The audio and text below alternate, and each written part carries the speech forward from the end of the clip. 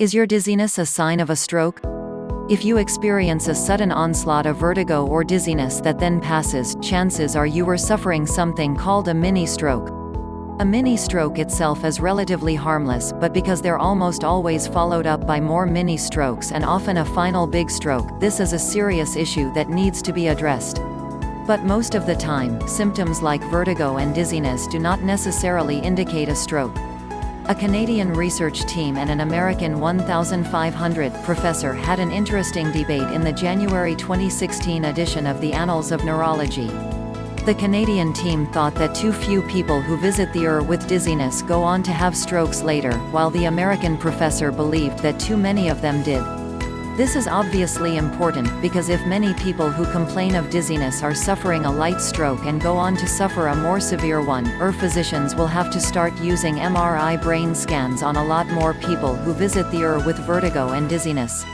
This can become incredibly expensive, as millions of people visit the ER with dizziness or vertigo every year. In fact, since MRIs are so expensive, it could completely implode some countries' medical systems. The Canadian researchers examined the information of all patients discharged from ER departments in Ontario between 2006 and 2011 with a diagnosis of peripheral vestibular disorder. Peripheral vestibular disorder is the name for a variety of inner ear and vestibular nerve conditions. It is the most common cause of vertigo. They checked whether these people suffered a stroke within 30 days after their discharge from the ER.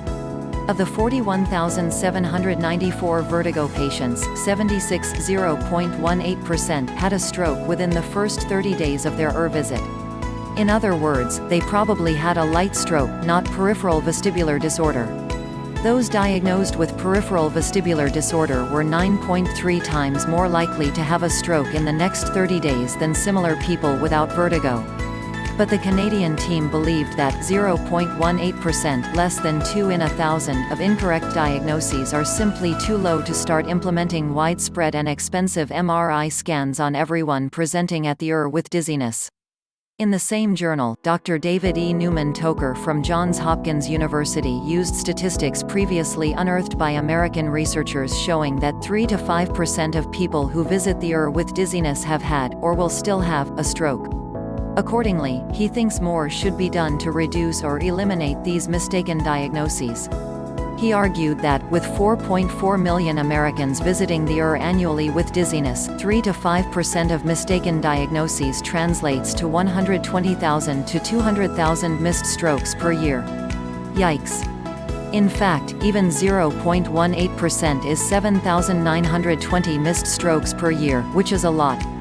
The good news is that specific exercises help to dramatically increase oxygen-rich blood flow to the brain, which heals both vertigo and helps prevent stroke. Try these simple vertigo and dizziness exercises here. Get it, link in description. Thank you for watching.